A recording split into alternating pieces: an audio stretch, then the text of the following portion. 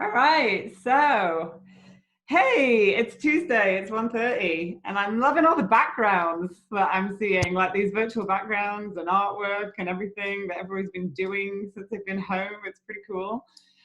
Really excited again to have our fifth chat.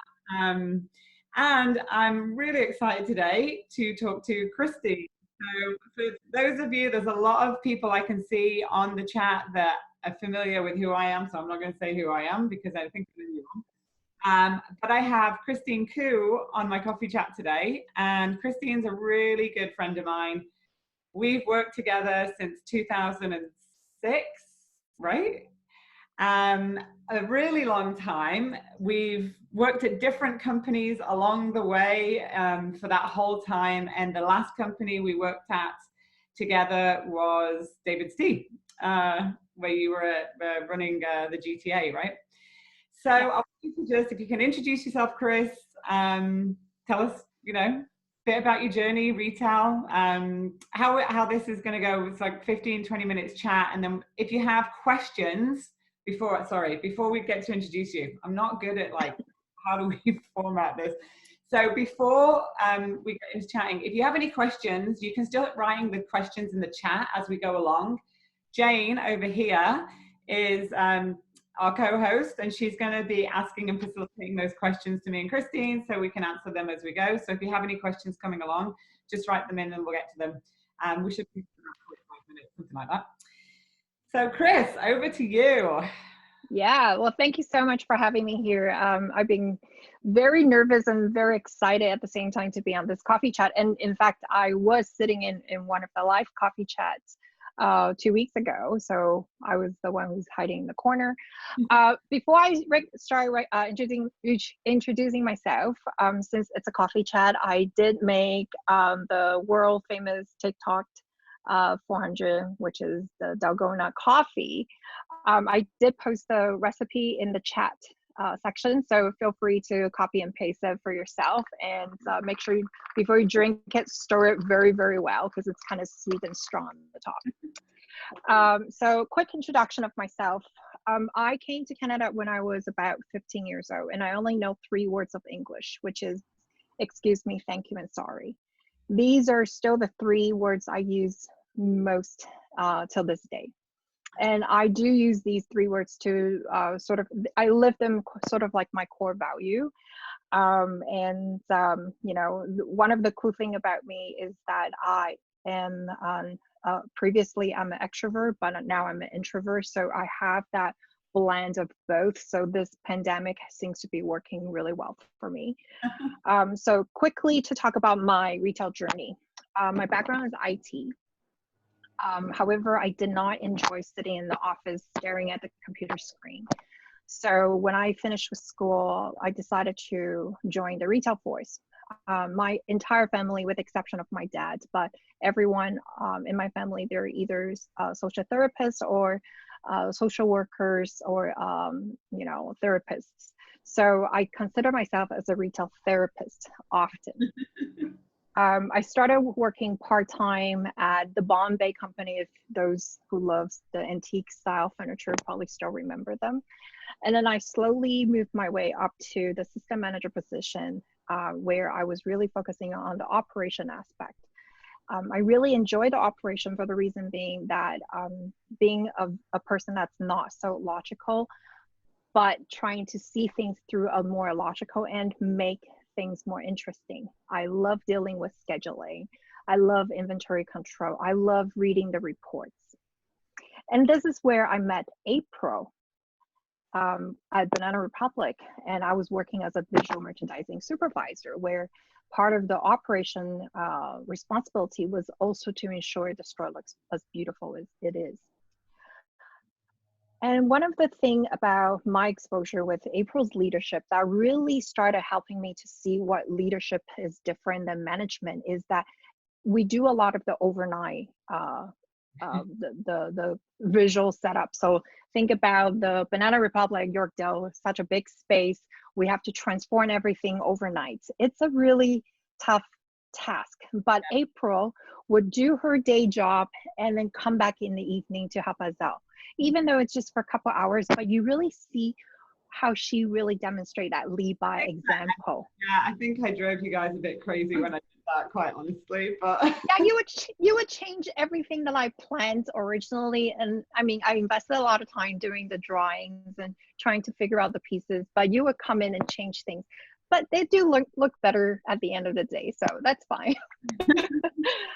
And then after a while, you know, working with April and other leadership, I realized there's something that was missing in my retail career. So I went to April one day in the tiny little office that we had in Banana Republic. And I went to April and I said, I feel like I need a challenge. I need to go more than who I am and where I'm sitting right now. So what do I need? And April gave me some really solid feedback, which is you need to dive into people management. mm. So I took on an opportunity externally with Aritzia. I became the people manager for the downtown locations, where I mainly focus on developing with a recruitment strategy, hiring, and also maintaining that customer relationship. So that's where my retail journey really kicked off. Later on, I became a store manager for Aldo. I joined Apple, became the first female expert. For those who doesn't know what expert meant, it's that we have the knowledge of a genius where we can help you to fix your computers, but more importantly, we fix the relationship that's broken on the floor. And then later on, I moved to companies such as Lazanza, Chico's, where I brought the brand to Canada. And then I met up with April again, where she offered me the opportunity to join Davis Tea. And that's where I really felt I was really understanding what leadership truly meant. I think we'll dive in a little bit more about what leadership meant for me in a bit. And then after a couple of years being really successful with Davis Tea, I decided to join the Ontario Cannabis Store. I was hired by LCBO, and I was one of the very few people hired externally by LCBO to build the company OCS. There, I was able to learn how to build a company from ground zero. And that's one of the reasons why I decided to study my executive MBA shortly after. And then now I'm on my way to become an entrepreneur. Which is so exciting and fascinating because there's so many people that have this retail journey and have these cross-functional skills. And I've watched you grow all the way from like when we had that conversation. I don't even remember saying that because we've had so many conversations. But I think I've watched you grow, and I think these retail, what it does is it gives you these cross-functional skill sets in leadership that are so valuable to other businesses. And I think that's not recognized enough, right? And sometimes we get a bit nervous, like to move on to something else. And I think when you left us at Banana Republic, you know, there's a lot of people that when people leave them, they kind of like X them and they'll be like, oh, they left us and, you know, I'm not going to bring them onto my team again. But I think when you left, you went off and you built these other skills. And I always watched you grow through your career, and I pulled you back when I needed you to, you know, help fix things or do different things and projects. And I think that's the amazing thing about retail is you can build different skills in different retailers and take them to other ones, and also build these long-lasting relationships, because we've been working together since 2006, like on and off, right, along the way. So we'll get into what you're doing a bit later on. But we always start our coffee chats with a bit of a fun and game personal question. Yep. So I sent Christine a few of the questions from the We're Not Strangers deck, because I have all these different decks of question cards. So I sent you a few questions. So is there a question on there that you would like to ask? And the question today is around perception. I really like the question. What do you think I will mostly like to splurge on? What would you most likely to splurge on? I would have said if it was like 5 years ago, shoes, but your husband probably doesn't allow that anymore.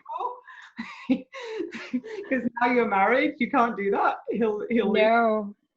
So what are you most likely to splurge on? Your cats? or knitting? I think you got both of them. And in fact, I'm staring in front of me. I have a wall of yarns. Ah, And I haven't touched them for a while for the reason being that I know it's part of my addiction. And once I start knitting, I can never stop. So I have something else that's more important to do. And that's why I'm just allowing myself to stare at them until later. one thing that you don't know about Christine is she took up knitting and she started an Instagram account. And I love this because it goes to speak about experience in marketing and retail is she has this Instagram account and you can put it in the chat actually, Chris. You should actually put it in there at the end of this so everybody can see it. But she has this Instagram account where she knits everywhere, like everywhere, like in the hairstylist chair, on the plane. Like it's the cutest thing ever. And then you have this story of where these things got knitted. And then you see the end product and like, oh, I can't wait to see what she's knitting right now. It's super cool. Yeah, well, because about marketing and Instagram, it's always about telling a story. And I think that's something that I adapted from learning through retail is that a lot of times our customers come in, they're not just looking for a material item, they wanted to walk away with an experience. So it's always about the storytelling, especially when you talk about leadership. I often find I have store managers that would come to me and they will look like they're lost because there's a million one questions. Um, and sometimes they don't know where to learn and how to learn it. And the best way is to share your own experience, even if it's not completely the same, but as long as there's certain connections, they will feel so much more connected. Yeah, that's true. Okay, my question for you is, what do you think is the hardest part of what I do for a living? Consistency. I think because I've known you for so many years, and I think you're always very on track of what you wanted to accomplish. However, there's always external voices or challenges such as the pandemic right now, but you're still so consistent with what you're generating. So let me know if I'm right with that. That's interesting. I wouldn't say that at all. That's a perception, right? Yes. Yeah, it's a perception. I would say Jane's probably chuckling right now because she works with me every day now. But I would say the hardest part of what I do for a living is it's not the consistent piece. It's actually knowing that there's so much that we were just having this conversation this morning. There's so much we can do. It becomes overwhelming. And so narrowing it down and being organized. And I love retail because every day is different and every day is a challenge and every day is new. And you make that sale and you help that customer. And the thing about, results is you have to be consistent and you have to be disciplined. And I think that's a bit of a challenge. And just public speaking is probably one of the hardest things I have to do. And it's one of the things I'm most nervous about, which people actually don't know that about me either. So who knew? Anyway, all Who right. knew? Because you're such a natural, especially when we have those all store manager meetings. And I still have people coming from Davis T and will recall those conversations or the information you were providing. So interesting. Interesting. Okay. All right. So this is an interesting question. Who do you think my celebrity crush is on? I don't know. No idea. Why is that? Don't know. No idea. Well, I think one of the reason why as a perception is because I don't usually talk about those things in front of you. And I don't share those things even on social media. Right. And I think the person I talk most about is my husband. Yeah, that's so it. even though he's not a celebrity, but I do have a big crush on him. So maybe that's why. Leadership, we're going to get to leadership and career. All right. So what is one of the biggest lessons you've learned throughout your career in retail? And if you had to give somebody advice about it, what would it be? I get asked questions all the time from people, message me, DM me. A girl through Facebook messaged me the other day. I'm thinking about a career in retail. I've never worked in it. People say it's really hard. So, which it is. Solange said that on one of the coffee chats. It's not for everybody. So what is Yeah. one of your biggest lessons learned throughout your career? And if you had to give somebody else, what would that be? Yeah. When I was um, bringing a brand to from the States to Canada, I was very confident because I have always been working in retail. I had years of experience. I had a lot of success working as a multi-store manager, and bringing a new brand to Canada wasn't new to me at that time. However, I didn't get a chance to handpick my team. And when we started as a company, decided to launch the conversion rate tracker, which those who have worked in retail or is working in retail understand the importance of using conversion to really track the performance. And prior to that position, I worked for Lazanza, where our conversion rate was sitting between 40 to 65%, which is fairly high for specialty retailing. Yeah, For the reason being that specialty retailing is where you come in with a purpose, and all we need to do is discover the needs and discover the ones and help you to fulfill those purpose. So I was really confident that, hey, you know what, I came from a store and a district where I led it, where we were the highest conversion throughout the whole company. So I was confident that I can educate and take my team to that level. But I didn't think about that. First of all, I didn't build a firm relationship with them. And I didn't share my knowledge with them of what I know. I started just by leading by example, pushing them and challenging them and delegating them to the point that all of them literally wanted to walk away ah, from their position. interesting. So I was very fortunate because one of my assistant manager at that time, she was more mature in age than me, had the courage to came to me and confronted me in a way to let me know how the team felt. And of course, at that time, I was in shock because I thought, being a very bubbly person, being a very customer focused person, I should be really good at leading my team. And plus, I never heard any complaints such as this from my previous history.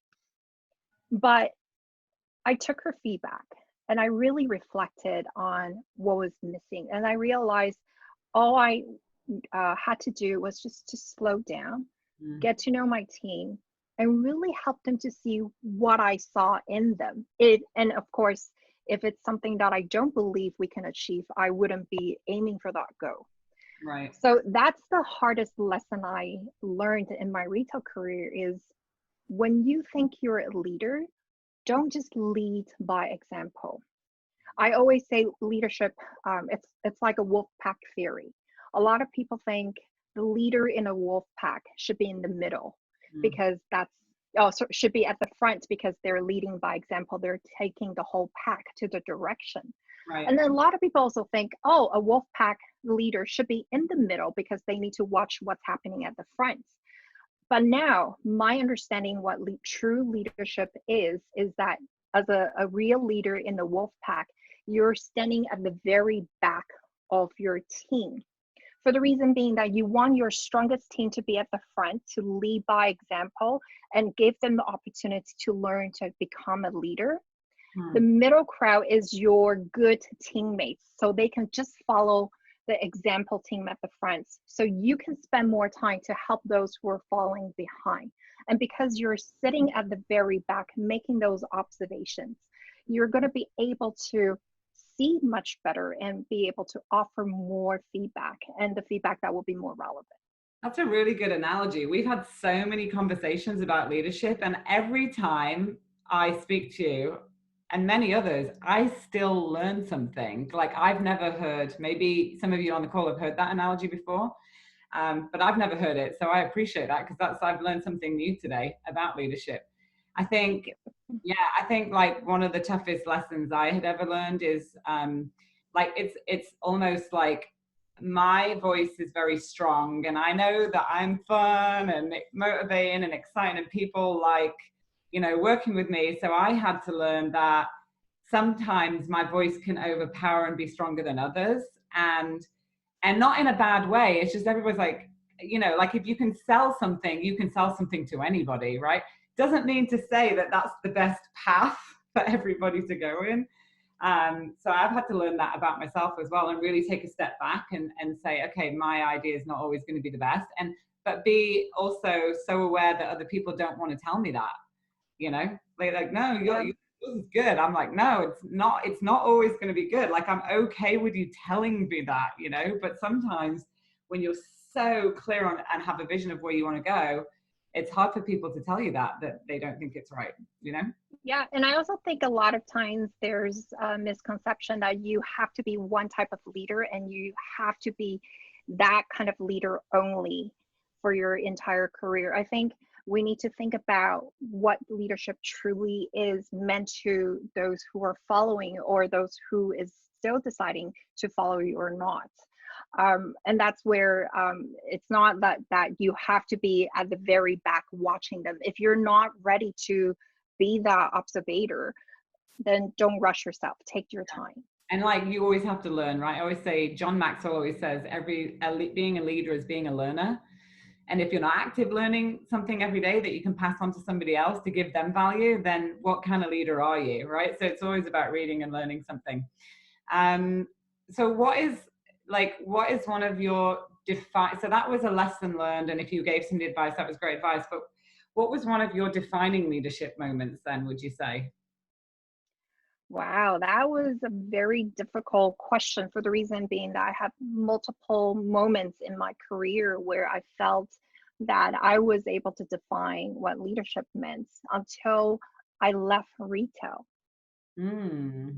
Interesting. The Why? reason the reason why I felt it that way was because I always thought I was a transformer leadership, where I focus on the organization's goal, and then I will plan things in advance and then lead people to the direction, either challenging them or having those one-on-one coaching conversations to really help them to see some potentials within them. But then I later on I realized I am more a servant leader than a transformer leader. The difference between the servant leader versus the transformer leader is that servant leader is more focused on investing in that individual. Mm-hmm. And the reason why I found out I'm more a servant leader was because as I'm developing my own strategy, my company right now, I needed to reach out to a lot of my support network. And in the beginning, I had a lot of, hesitation, wasn't sure who I can reach out to. Mm-hmm. But one of my coworker from Apple, who later on worked with me as a store manager at Davis Tea, he stood up and he took charge for the things that I'm not familiar and comfortable with. He felt confident. He felt that this is an opportunity that he is able to shine, and he wants to work with me. So that's why he's offering his service with no expectation. Interesting. And I didn't think that I would become that person to ask for someone else's support or help. For this length of time, like, you're like, sign me up, I'll take it on, I'll do this, I'll have that challenge, like, I want to do it, or I'll figure it out. Because to me, you were always somebody that I knew that if I had an issue, I could bring you on and you would just fix it. So it's interesting that you've had that opportunity to transform and think like that now differently. I mean, there's so many defining, leadership moments in somebody's retail career, I think. And I think these are the kind of questions that I'm asking you that we could all ask ourselves and really think about it. Because I think these kind of questions you don't really ask yourself these questions every day. You don't ask, what kind of leader am I? Because you're busy and now you have the time to do it. Like, what was my defining leadership moment? What advice would I give somebody if somebody asked me, how do I define leadership? One of my defining moments, and it's in the book, so the book's coming out soon, but one of my defining leadership moments was when I got promoted. I was a district manager and I got promoted to be a director within that district manager group. And the company that was going to promote me asked that district manager group if they wanted to work for me. And they all said no. And I was in shock. I was like, what do you mean? I'm a team player. I do so much stuff. But I think what I realized is perception of me and those cross-functional relationships were really important, as well as my direct team relationship. And I didn't really think about that before that actually happened to me, because I was so invested in my team and the people that worked for me. From when I was a store manager, the team that was in my store. From when I became, or a sales floor manager, my sales floor team, store manager, store team, district manager, my district. I didn't think outside of that. And then when they told me that, I thought, man, if I had spent a bit more time building those relationships and just offering more support openly, then they wouldn't see me that way. And also, I was very competitive. Like, I'm a very results driven leader. So I said, give me the chance, give me the chance, give me the chance to do this job. And you can go back and you can ask them feedback in 60 or 90 days anonymously. I am totally open to the feedback. As much as they don't think I am, I am. So they took a risk, they gave it to me. And then those 60 days, all I did was build relationships, nothing else. All I did, like no sales results, no operational directive execution.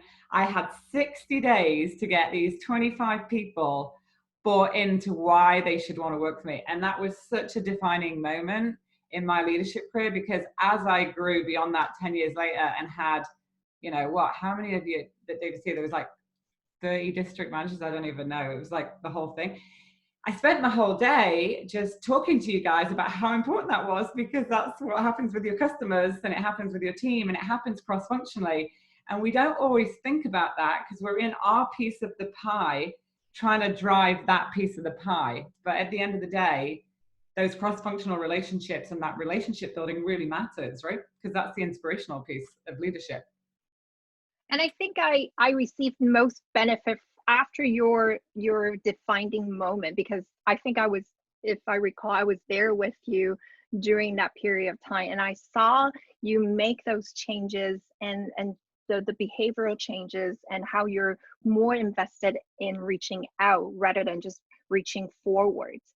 And that also helped me to define who I was as a leader with Davis T, because I still remember the day I was handing my resignation, I had district managers calling from the states or across the provinces to reach out to me in tears and said, you're one of the reasons why I enjoy working at Davis T so much, and you represented the core value. And I didn't really understand where it was coming from, but now I get it.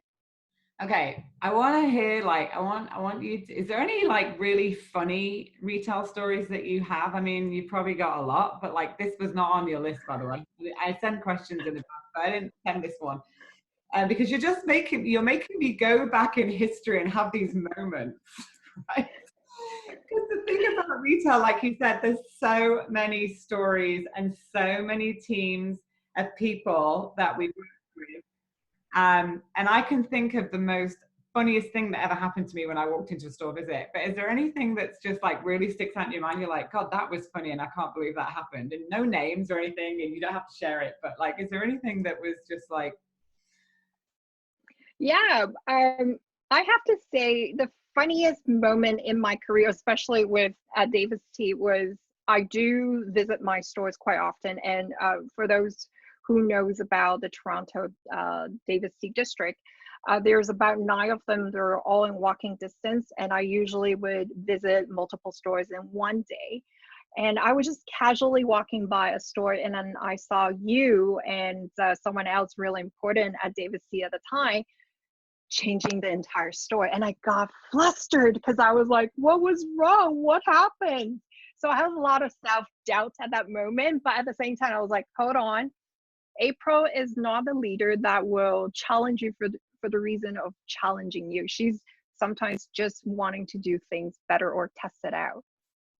So I walked in, and you also saw me, you were in shock because you thought I was somewhere else. So we both had that really shocked look on our face. And I think that was one of the funniest moments in my retail career. Yeah, that was funny. I remember that day. But that was me, right? I would just, go into a store and just have some merchandising retail fun. I actually put a post on social today. I was like, who's merchandising their house? Because I know there's people at home right now. I am. Driving them nuts. Alondra, you're like waving, yeah. So you're like, okay, I'm going to merchandise my socks. I'm going to merchandise my junk drawers. I'm going to merchandise. So My I is sick of me already. Like literally going on through each drawer and organizing everything meticulously because that is just who I am.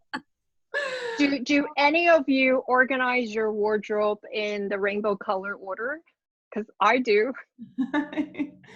Mine is black, white, and blue. So that's that's like my wardrobe color. It's like a uniform. And how many of you would go into your hangers and then while you're grabbing your stuff, you would just lightly comb all the slits out and make sure they're all sitting at the right angle?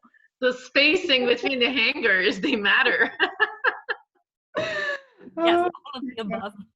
Yeah, no, I mean, I just remember those, I just love working in stores, right? That's the one thing. Actually, if I had to ask that question you asked me at the beginning, what's the most difficult thing about my job now? I think it's just not being able to be in a store every day, like if I could just do what I do and show up in a store every day, but that's what I used to do in all of the companies I worked at. I would just show up at a store and work in the store for a day because that is my favorite part of the job. And sometimes I think I'm going to be that old crazy lady in a mall that's just going to show up in a store in the morning and just start like doing stuff and moving stuff around, and they're not going to know who she is. They're going to be like, what's wrong with this person, But yeah, I've had some funny moments. I think one of my funniest moments was I walked in to do a store visit and there was a puppy in a manager's office underneath the desk in a crate, and I was like scratching my head. I'm like, okay, I don't know how to deal with this. I've never ever come across this in my entire retail life. And I was like, oh, and you know me, Chris, like I don't really react, I more respond. Like I really talk about that a lot in the leadership lessons that I do. So I'm like, oh, so help me understand this one, like explain to me. And she said, well, I just got a new puppy and like we just can't leave it at home by itself, and it's like we need a babysitter. And I was just thinking in my head, like all those parents that have kids, and like I was a single mom, 2 kids, raised them through retail, and I couldn't just take them to the office and put them underneath the desk, because I had nowhere to take them. So I was just like, I just couldn't comprehend it. So that was like one of my really funny moments. But it will challenge you, all these situations of how you respond and how your leadership is, because how you respond in situations is how everybody else sees you, right? As a leader, like what you say, what you respond, your body language, like you got to really practice this stuff, because you're going to come across a lot of interesting characters and situations in retail, right? And that's what I write a lot about that in the book, because for the longest time I had a way that I led and I never really put it into words. And so that's what we've put in the book. We've actually put the way I lead into 3 steps, and it encompasses all of that, like no judgment, not judging others, really digging deep and all that kind of stuff. But yeah, it's funny. Anyway, I'm looking at time. It's 2:05. If anybody has any questions about Christine's career or leadership, or questions to me, you can just feel free to put them in the chat. If not, we'll just keep chatting about leadership. Or if there's anything you want to ask her, like maybe you're in a position in your career right now and you're not sure what to do, or there's something that you could, some leadership advice that you need, you can feel free to ask those questions as well. All right. So Chris, what advice did you wish you had listened to? Oh, that's a really good one. And in fact, I had a meeting with my psychotherapist this morning. And I think it's something that it's not talked often enough, is our self-care.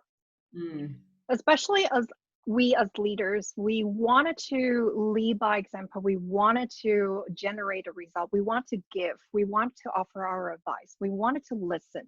There's so many things that we wanted to do and so many things that we accomplished. But when you're always in the giving mood, mind you, we're not machines. We need a time for ourselves. And when I say self-care, is not just to book a day in the spot or hang out with your girlfriends or drink your favorite wine, which may sound pretty awesome at this point. But self-care is more spending time with yourself, developing and investing in yourself.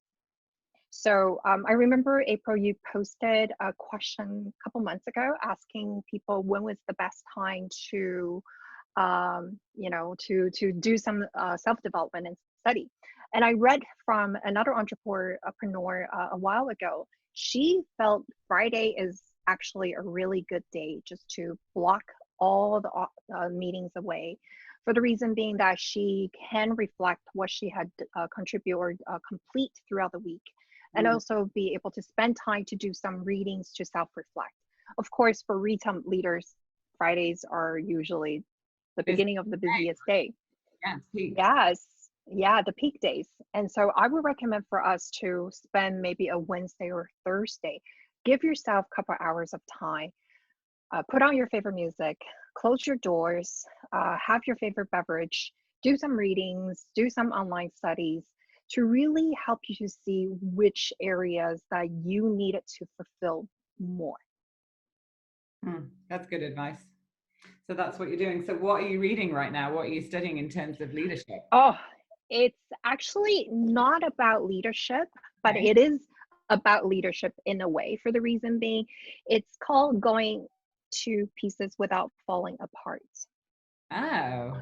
It's talking about self-help and self-care in a way that we're a cup of beverage. We can't add any more when the cup is full. Very Because true. we always talk about, and half a cup. We talk about you can pour more drinks from your full cup, but we never think about ourselves. And I think being a leader, sometimes before you can be selfless, you need to care about yourself. Yeah, I mean, Robin Sharma talks about that in one of my favorite books, The Leader That Has No Title. That you don't have to be a leader or a title to be a leader, right? But he talks about, that's one of my favorite books. He talks about just every individual, what they do, in terms of how they do it. I think retail specifically, we're all givers. We all work really hard. We all care about everybody else all the time. And that's one of the things that drives us to do what we do. And it's really busy. Not right now, right? You've got time right now to like take that time and get those good habits. But the other thing about retail is we like every day being different. So it's like, how do you make those habits consistent? Not some people are much better at it than others, but it's making sure that you get up and you do those things and take that time and invest in yourself. Okay, I'm just looking at time. So we've got about 5 minutes left. We don't have any questions today, which is interesting. No questions about like career advice or your journey, or so it must be interesting. We must be doing a good job sharing what we're sharing. So I don't know. We've got 5 minutes left, and I want to get onto like what you're doing next and why you chose that. But like, do you have Chris, any question you'd like to ask me? Yeah, I think there's a question that I'm sure a lot of you are also thinking about is, April, what really inspired you to be so invested in leadership development? Yeah, that's a really good question. I just believe in leadership has the biggest impact and influence on everything. I mean, even if I can have multiple conversations with people throughout the day. And it can be about a process. It can be about a conversation that's been had between two people. It can be about a pricing strategy. It can be about a decision that needs to be made. It can be about many things. And what always happens in those conversations, and if you have these conversations with me, you'll know this, is I always drill it back down. It all comes back to leadership. At the end of the day, decisions that are being made right now by different countries. I read online the other day an article about the women leaders in the world, in their countries, that have made good choices. And again, it all comes back to leadership. So you can't, it's just my belief, and in my experiences, that you can't do anything and achieve anything unless you're always investing in leadership skills. I think that, half the time is people don't know where, like you said, Chris, people don't know where to start. People don't know what to look for to develop themselves. And so I just made it my mission to be able to make it accessible to people. Like, as I was going through my career, I was lucky. I worked for amazing companies very early on, like Starbucks and Gap. They believed in leadership. I don't know what it's like now. I can only say my experience. I was required to attend leadership conferences for a year when I was a store manager at Banana Republic.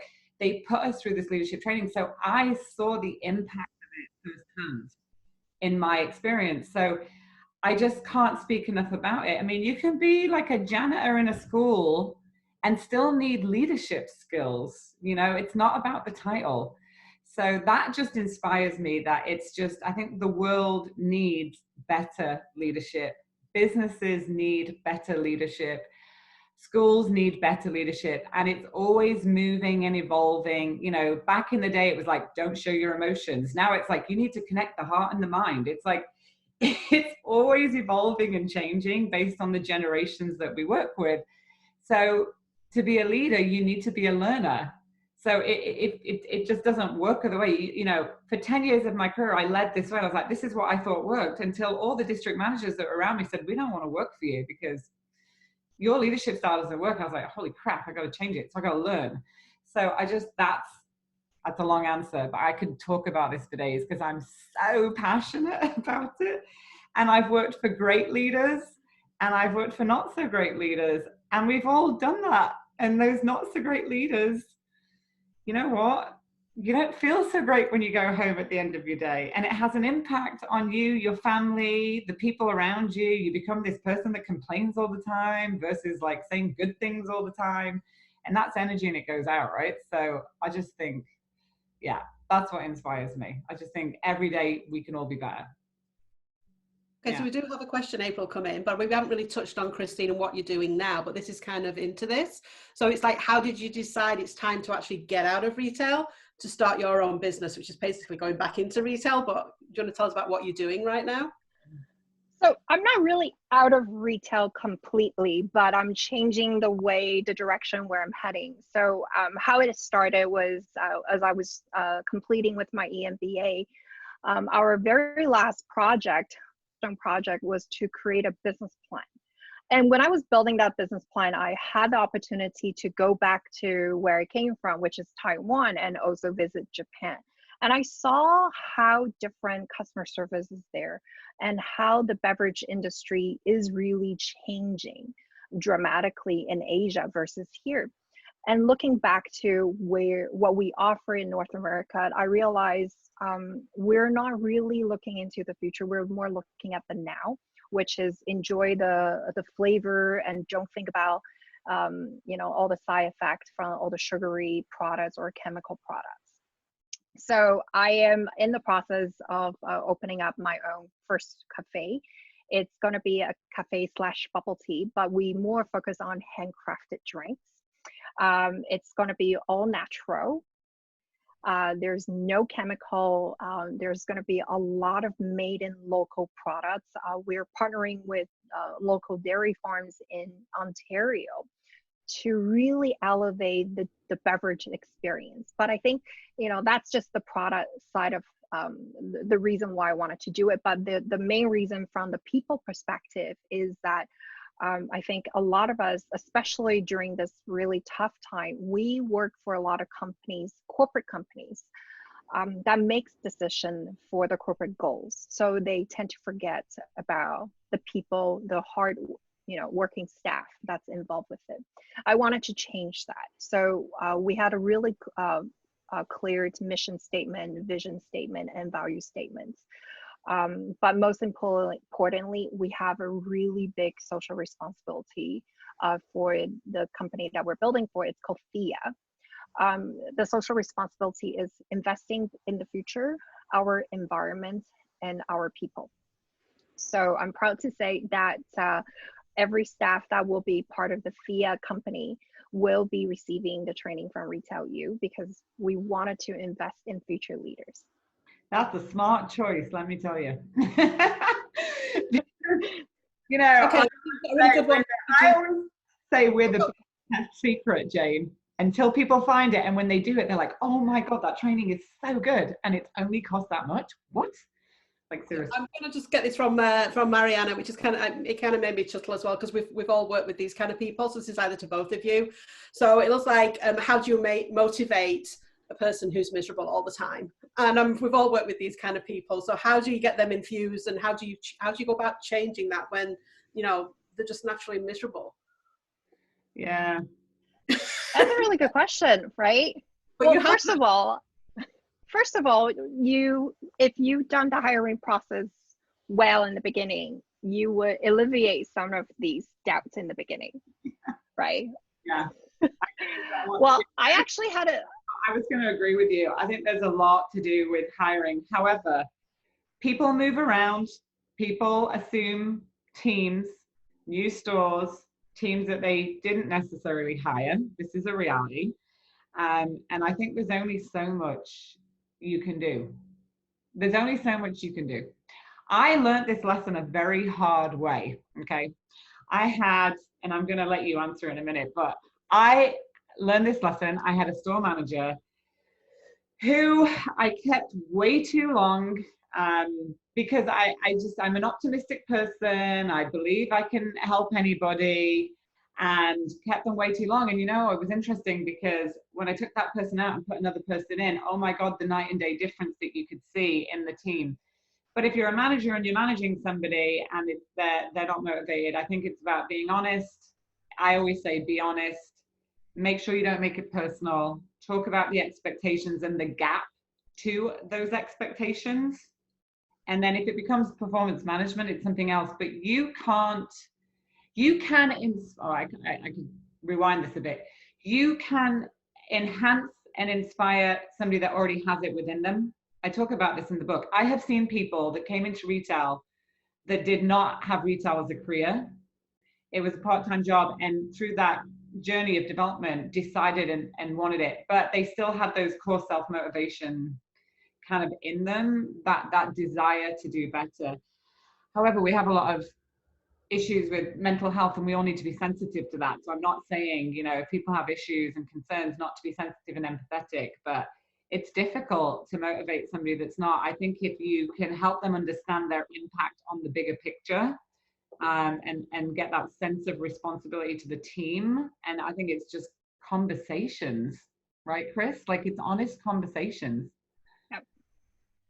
I'm going to share my experience at Davis Tea, because when you recruited me, I still remember our head of HR flew to Toronto and walked with me to tour with my district. And the first thing she said to me was, you have a very tough district. The reason why is because out of the 10 store manager, 8 of them started with the company from day one. So they know about the company more than I did. They have that certain level of loyalty to the company.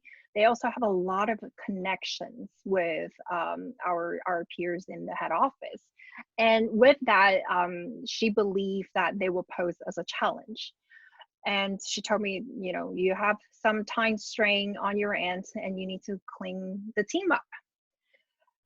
What I did is, instead of going with that perception, I sat down with store managers individually for a good hour. And of course, I gave them the heads up so they have the store coverage.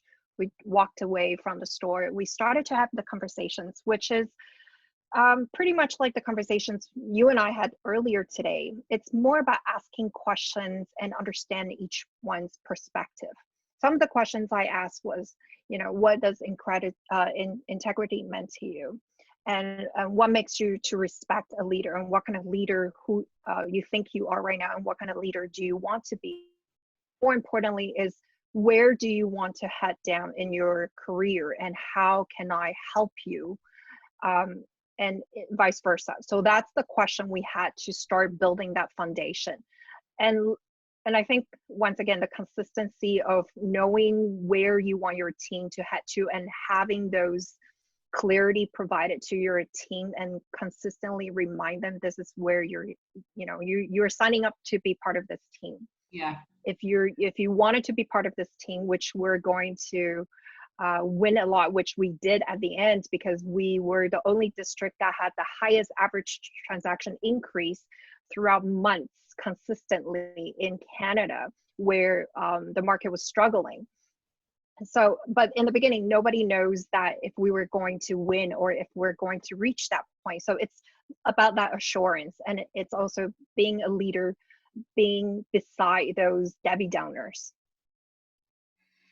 And I say, you know, just be so happy around people. Just don't let them bring you down. I'm a big believer in that it influences others. And then, you know, sometimes you have to make decisions, right? It's difficult. Because this is one thing I always used to say to people: if you put all your energy into one person, the other 10 people aren't getting your energy. So you're getting everything from this one person's getting everything, when these other 10, and Solange talked about this a lot, like top performers need energy and need investment. The ones that suck it all, you have to take a step back, and that's when you have to ask yourself, what decisions do I need to make for the good and the best of the team and the customers? Because otherwise, again, all your efforts and energy is going to go in one area. Anyway, I'm just looking at time. I want to be conscientious of time, Jane, because we're at 2:20. So is there any more questions? If not, we can start wrapping up, right? Yeah, awesome. All right. Thank you, Christine. Thank you for being on your leadership journey and being a smiling face in the middle of our week. So we appreciate you very much and appreciate all of you on the call. And next week, we're going to have, I can let you know now, actually, Dean Carrera, who is going to be talking. We haven't had a COVID-19, what do we do? Get back to work, all that kind of stuff. We haven't had a call like that yet. He is actually one of our authors who's launching a course with retailu in the next couple of weeks. And so he was the head of Starbucks, loss prevention operations, and Walmart Canada. And he's going to be on talking and sharing his story about when he went through 9/11, September 11th with Starbucks, and what they did and recovering, what they've learned from that, and how he's helping and assisting his clients. So that's going to be an interesting one.